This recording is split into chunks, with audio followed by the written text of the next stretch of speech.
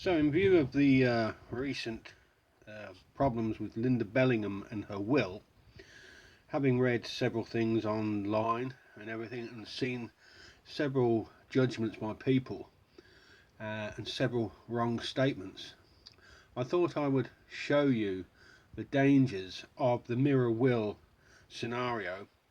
And probably, if you look into this, you can probably see the situation her sons are in. So this is the stepfather's will. It's a mirror will, and it is exactly the same as my mother's will, his wife, and clearly written how everything was to go and what their wishes were, and it is exactly the same, and it's all based on trust.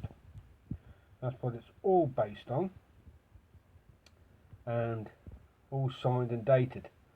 They are mirror wills, but both parties agreed to what their wishes were, and then they hand the will over to the other party to carry out the wishes of both. Sadly, mother then did a rather childish schoolboy error, and she died first, and it only took her husband a year and a half to do the classic.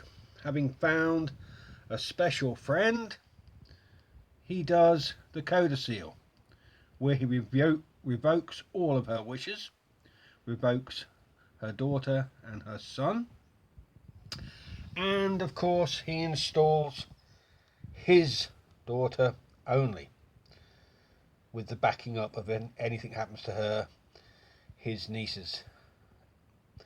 And of course you need a seconder for this type of thing, and there it is, his special friend, and that's on the 7th of October 2008.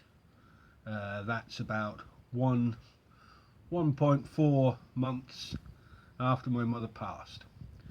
So that's the whole thing with the mirror wills. Although it's trust, if the other person is a low-life rat, they can actually change it to how they want. So I can have sympathy with the two boys, because you do not know, or certainly I haven't seen it put on the internet yet, whether they are actually named in Linda Bellingham's will, and he's just playing a similar type of game. But of course, if they've got the same type of will as this, then basically Linda's wishes mean nothing, as my mother's meant nothing, because she passed away first.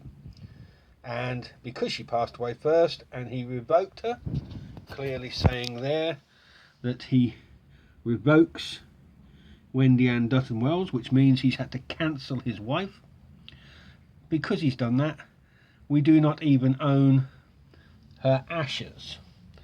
And his beloved daughter, who has clearly come into much wealth off of a dead person, also carries out his cremation wishes and puts him in the plot beside my mother, with the stone etched together again and 2 lovely wedding rings. I of course have been putting little signs down to say that that is not the case, and of course they've sent the police around for harassment, and yet the harassment is all there in the codicil, where the untrustworthy scum revokes and cancels his wife. That's the dangers of mirror wills. I hope some of you learn from it.